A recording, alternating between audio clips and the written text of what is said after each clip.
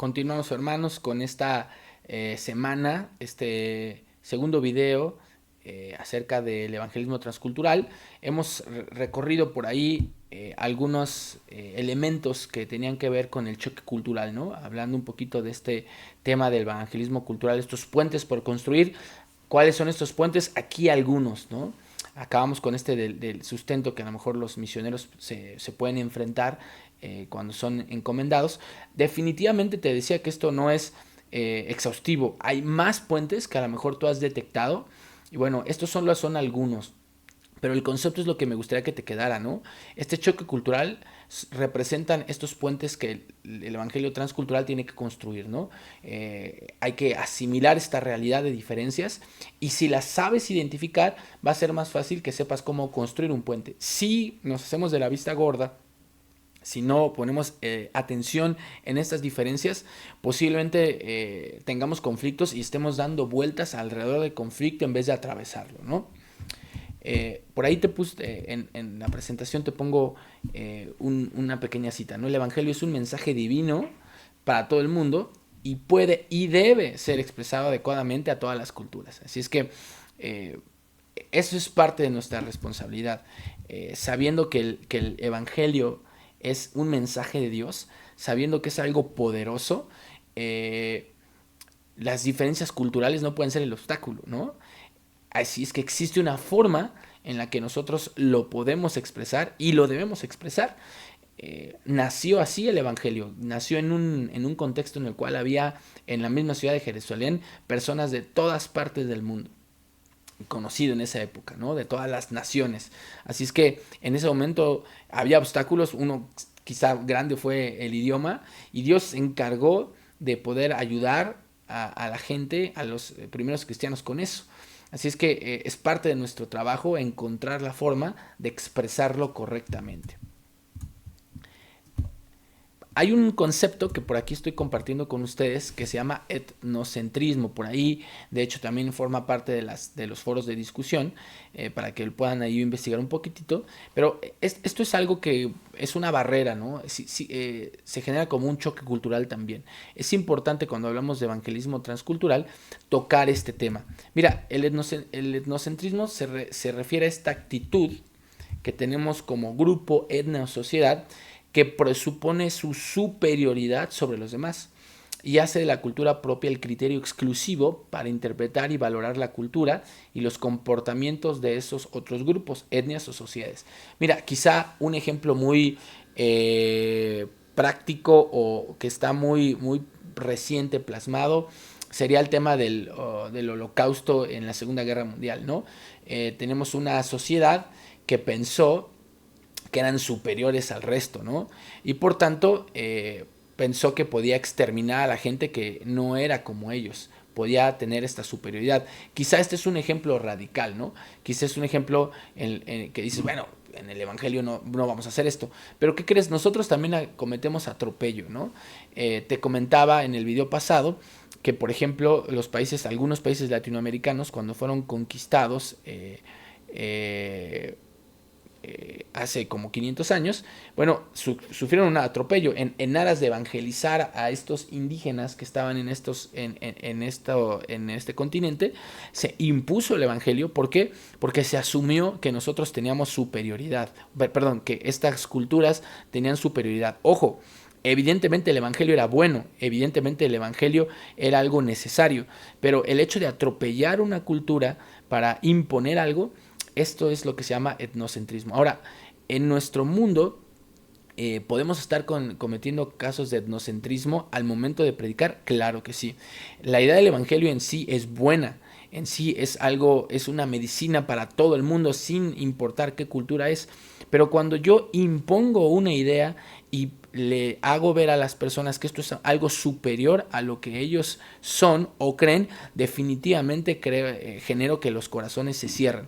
Vamos a ver ejemplos como Jesús y los apóstoles enfrentaron esto, porque ¿qué crees? Este etnocentrismo quizá ahorita está definido muy contemporáneamente, pero no es inherente a nuestro siglo, es inherente a las diferencias culturales que hay. Desde siempre ha habido personas que creen que su cultura es mejor a la del otro y por eso se impone, porque se presupone esta superioridad. Los fariseos en época de Jesús fueron altamente cuestionados con Jesús justamente porque decían, hey, ustedes creen que son superiores, que tienen toda la ley, pero no se comportan como si tuvieran la ley. Y Jesús siempre fue apuntando a la parte social dentro de la cultura israelita que tenía menos, ¿no? Predicándoles, porque la parte que se supone que tenía que tener el conocimiento lo tenían simplemente de forma empírica, pero no práctica. Presuponían que tenían superioridad y por eso decían, hey, no me puede tocar esta persona porque es un impío, no se acerquen niños a mí porque eso está mal. O sea, presuponen que hay una superioridad hacia los demás y por eso había una barrera. Jesús se encargó mucho de atravesar esas barreras cuando hacía ministerio y creo que nos dio el ejemplo de cómo, sin aligerar la palabra de Dios, porque evidentemente la palabra de Dios es superior a cualquier mensaje, pero la forma en la que lo presentamos, en la que nos movemos entre culturas, esto es lo que el evangelista tiene que atender, ¿no? Para evitar este etnocentrismo. Mira, por acá, evangelio sin etnocentrismo es un poquito lo que estamos buscando, presentar el evangelio sin tener este error. Y uno de los ejemplos que me encanta es el de la mujer samaritana. Mira, te voy a poner aquí pedacitos del texto, ahí que se encuentran en Juan, para que veamos algunas características. No son las características de cómo combatir el etnocentrismo, pero sí algunas que resalto en esta interacción que tuvo Jesucristo con la mujer samaritana. Mira, por acá te puse en Juan capítulo 4 dos sucesos bien interesantes, ¿no? La mujer samaritana le dijo, ¿cómo tú, siendo judío, me pides a mí de beber que soy mujer samaritana? Porque judíos y samaritanos no se tratan entre sí. Acá tienes presentada una realidad. Había algo, una diferencia, un choque cultural entre ellos, claro que sí. Los samaritanos y los judíos eran primos lejanos. Recuerda que Samaria era la capital del reino dividido, del reino del norte dividido, y por muchos años este reino estuvo separado de Judá y permitieron varias cosas como hacer otro templo, hacer ídolos, porque ya no tenían el templo de Jerusalén, así es que establecieron otro lugar de adoración con ídolos que no estaban permitidos, y fue finalmente la nación que más se separó de Dios, la primera en caer, y cuando cayó a manos de los asirios, o sea, se mimetizaron muchos de ellos, adquirieron esas regiones, adquirieron bastantes costumbres, al punto en que se perdió casi el culto correcto a Dios, pero se conservaron algunas cosas. Bueno, en época de Jesús, cuando la parte del sur estaba más enfocada en mantener las costumbres de la ley, la adoración del templo, bueno, evidentemente se hizo diferente, mucho más contrastante con aquellos que tal vez habían perdido esa cercanía. Entonces se generó esta diferencia etnocéntrica al punto de que el judío decía, yo no voy a pasar con Samaria porque ellos apostataron completamente la fe, no se merecen para nada tener acceso a nuestra cultura, a la adoración de Dios, simplemente los habían relegado. El samaritano sabía esto. Entonces, incluso el judío para ir a Samaria prefería rodearlo, le quedaba más práctico atravesarlo, pero lo rodeaba. Para una mujer samaritana ni se diga. El hecho de que un hombre judío le hablara era impensable. De hecho, una mujer que estaba a mediodía sacando agua, cuando nadie más sacaba agua, o a una hora tal vez a la cual nadie más sacaba agua, te dice un poquito del trasfondo emocional y de pecado que tiene la mujer. No era bien vista. Así es que incluso no era algo no esperable que un judío pudiera incluso escupir el rostro de una mujer, ¿no? Samaritana con estas características. Habría gente que lo hubiera visto hasta correcto. Un etnocentrismo bastante marcado. Acá finalmente el evangelista nos está presentando algo desde su punto de vista. Esto no pasaba, no se hablaban, mucho menos un hombre con una mujer. Mira, fíjate cómo acaba el pasaje, ahorita lo vamos a ver un poquito más a detalle, pero ahí en Juan, capítulo 4, versículo 20, nos dice, nuestros padres adoraron, esto es algo que dice la mujer samaritana después del encuentro con Jesús, que ahorita vamos a examinar, adoraban en este monte, y vosotros decís que en Jerusalén es el lugar donde se debe adorar. Acá tenías otra diferencia, ¿no?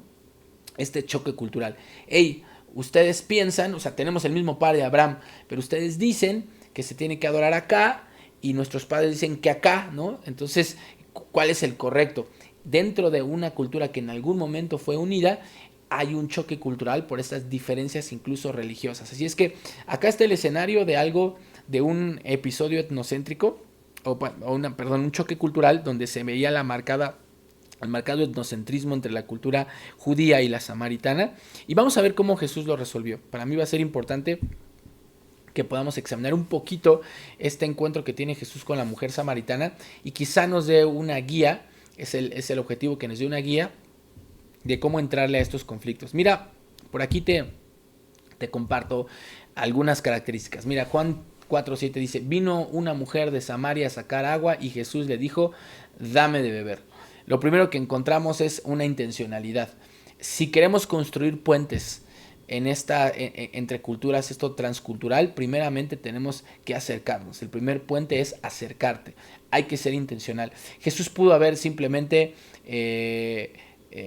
botado a la mujer, pudo haber agarrado el mismo agua, quitado la cubeta a la mujer así de forma violenta y tal vez nadie le hubiera dicho nada, y pudo haber recogido agua, pudo haber pedido ayuda a alguien más, pudo haber dicho yo no le pido ayuda a esta mujer y espero a los discípulos, pero lo que hizo Jesús fue ser intencional. El acercamiento vino de parte de él. Cuando uno quiere cruzar esta barrera transcultural, esta barrera entre culturas, tenemos que ser intencionales. Hay que producir la sonrisa, hay que producir el primer contacto, hay que producir la primera amistad, la primera conversación. Es importante ser intencional. Ahora fíjate, la mujer le dijo, Señor, dame de esa agua. Fíjate cómo el mensaje que le presentó Jesús fue un mensaje que le interesó a la mujer. Jesús, ¿te acuerdas? Que empieza diciéndole, la mujer dice, ¿por qué tú me pides esta agua? Y Jesús dice, si supieras quién te la está pidiendo, tú me pedirías a mí de esa agua y yo te la daría. Jesús presenta un mensaje relevante para la mujer samaritana. Jesús presenta algo que le interesa a la mujer samaritana. El mensaje fue tan interesante, fíjate que no la confrontó primeramente o no quiso hacer patente al decir, hey, nosotros adoramos en un mejor lugar porque el templo de Jerusalén es el verdadero templo, ustedes son unos paganos porque hicieron esto. No empezó a confrontarla con una realidad del pasado. Incluso no empezó confrontándola con su pecado. Él empezó haciendo relevante el mensaje que le iba a compartir enseguida. Él estaba hablando de un agua y usó elementos que para ella eran comunes para generar relevancia. Me parece algo genial del Señor Jesús.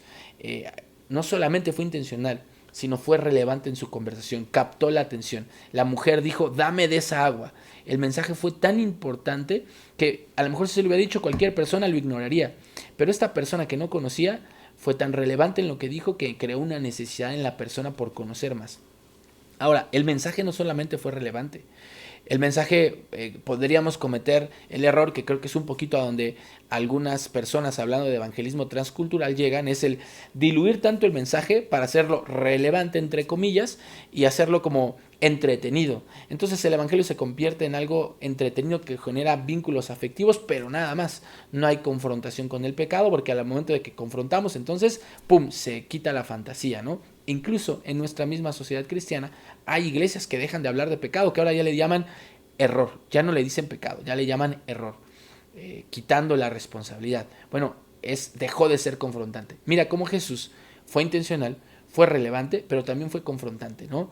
Respondió la mujer y le dijo, no tengo marido. ¿Te acuerdas cuando se lo pregunta a Jesús? Y Jesús le dice, bien has dicho, no tengo marido porque 5 maridos has tenido y el que ahora tienes no es tu marido. Esto has dicho con verdad. Le dijo a la mujer, Señor, me parece que tú eres profeta. Fíjate cómo al ser correctamente confrontante, cuando no eres agresivo, Jesús no fue descortés, siguió siendo amoroso, siguió siendo intencional, siguió captando la atención, el mensaje estaba captando la atención de la mujer.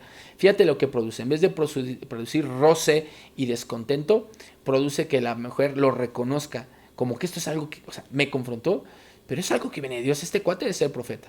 Cuando nosotros podemos en estos choques culturales predicar la palabra de Dios y más de ser hirientes, somos reconfortantes, confrontamos con amor y con la escritura, las personas ven reflejado en la escritura su pecado, reconocen su maldad y entonces empiezan a dar, hey, este mensaje no viene nada más de cualquier hijo de vecino. Este mensaje viene de parte de Dios a través de este hijo de vecino, pero definitivamente viene de más arriba. Un mensaje confrontante de parte de Dios es un mensaje que cambia, que penetra hasta lo más interior de las personas y no necesitas demostrar una superioridad.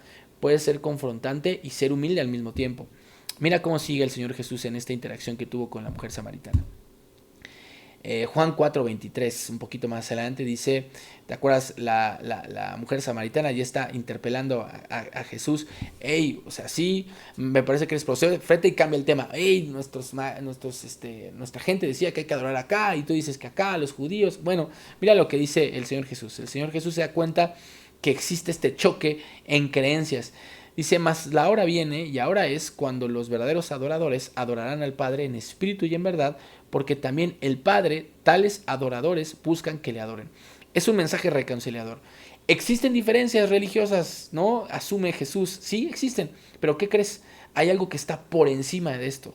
Va a llegar un momento en el cual ni va a ser aquí ni va a ser allá. Recuerda que el templo de Jerusalén iba a ser tirado en el año 70. Así es que los judíos de esa época ya no iban a decir, hey, aquí se adora. Ya no iba a haber, ¿no? Los adoradores iban a adorar en espíritu y en verdad. Es lo que el Padre quería. Presenta un puente. Jesús está planteando un puente. Tú eres samaritana, ¿sí? Tu trasfondo tal vez tú misma sabes que estás separada de la religión oficial, ¿no? A la cual antes adoraban. Tú misma generas, tu misma cultura genera esta separación. Pero ¿qué crees? Yo vengo a darte un mensaje de reconciliación. Y creo que es algo importantísimo cuando estamos predicando el Evangelio. Más de generar divisiones, tenemos que generar puentes. El mensaje es un mensaje de reconciliación. Dios estaba reconciliando al mundo con Cristo. Nosotros somos embajadores de este mensaje de la reconciliación. Tenemos que entender, por tanto, que la forma de predicar el Evangelio es usando la Biblia cierta, sin diluirla, pero con un corazón reconciliador, ¿no? Ahora, mira, el mensaje es decisivo. Fíjate lo que pasa más adelante. Le dijo la mujer, sé que ha de venir el Mesías, o sea, ya estamos entrando al tema, llamado el Cristo. Cuando Él venga, nos declarará todas las cosas.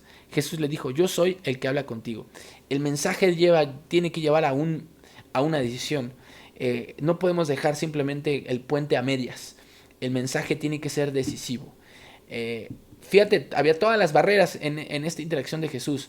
Una mujer samaritana con este tipo de pecados, desechada por la sociedad, quizás sin tanta educación como para entender tantas palabras, pero con el suficiente corazón para atender a lo necesario. Y del otro lado tenías al Señor, que con un corazón reconciliador le presenta el mensaje y la lleva al momento decisivo. Hey, va a haber el Mesías, ¿qué crees yo soy? ¿No? Fíjate lo que pasa cuando presentas el Evangelio de estas características en otra cultura. El Evangelio es fructífero. Juan 4:39, y muchos de los samaritanos de aquella ciudad creyeron en él por la palabra de la mujer que daba testimonio diciendo, me dijo todo lo que he hecho. Esta mujer se convirtió en el Evangelio de Juan en la primera evangelista antes que los mismos apóstoles. Ella creyó en Cristo y fue y le predicó a todos los que estaban allá, ¿no? Imagínate, hey, mira, la mujer que es así, así, así, y diciendo todas estas cosas. Bueno, la Biblia dice que creyeron en él por la palabra de ella y posteriormente, cuando conocieron a Jesús, creyeron en él por lo que decía Jesús. Entonces, acá tenemos definitivamente un interesante encuentro con este evangelismo, bueno, con este tema transcultural, perdón, con este tema de choque cultural. Y vamos a ver cómo Jesús fue un evangelista transcultural, ¿no?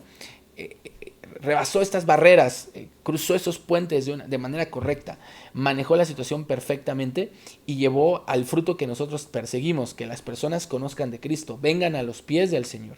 Así es que por acá te decía que no es tampoco exhaustivo todas estas características, pero me parece que son ejemplares, ¿no? Cómo Jesús va tomando estos elementos, cómo es intencional, cómo es relevante, cómo es confrontante, reconciliador, cómo su mensaje es decisivo y cómo produce fruto. Creo que podemos tomar estos elementos para que cuando compartamos el Evangelio sean de ejemplo, sean de guía para poder lograr los mismos resultados, ¿no?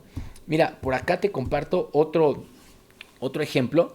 Desde mi punto de vista es muy interesante la forma en la que Pablo predica en diferentes lugares. De hecho, el ministerio de Pablo es totalmente transcultural, ¿no? Así es que hay demasiados ejemplos en cada una de sus interacciones, en sí de todos los apóstoles, pero hay una en particular que me llamó mucho la atención y es la que está presentada en Hechos capítulo 17 cuando se encuentra ahí en Atenas, ¿te acuerdas? En el Areópago. Como trasfondo, acuérdate que él viene recorriendo la parte de Macedonia, es expulsado, Tesalónica, Berea, y bueno, tiene que bajar a la península de Acaya y está esperando a sus compañeros en Atenas antes de ir a Corinto. Y mira lo que pasa. Eh, Ahí te voy a poner igual dos citas de todo el pasaje y posteriormente lo vamos a analizar. Fíjate cómo empieza. Mientras Pablo los esperaba en Atenas, su espíritu se enardecía, como que se enojaba, ¿no? Viendo la ciudad entregada a la idolatría. Hubo una necesidad que vio. O sea, esta ciudad está totalmente idólatra. Y bueno, Atenas era la capital de los dioses griegos, ¿no? Tenían dioses para cada cosa. Recuérdate que estas deidades, dioses con D minúscula, que eran idolatrados por ellos, formaban parte de la idea, de la misma fundación de la cultura griega. Era algo que estaba totalmente impregnado y veían templos por doquiera, estatuas por doquiera. Fíjate cómo acaba el pasaje. Ahorita vamos a ver la interacción, pero mira cómo acaba, de un Pablo que se enardece al ver esto, tiene que hacer algo, hace algo y mira lo que pasa al final. Dice: mas algunos creyeron, juntándose con él, entre los cuales estaba Dionisio el Areopagita, una mujer llamada Damaris y otros con ellos. Ahora vamos a entrar un poquito en lo que Pablo vivió en esta interacción. Pausaremos un momento el video para continuar.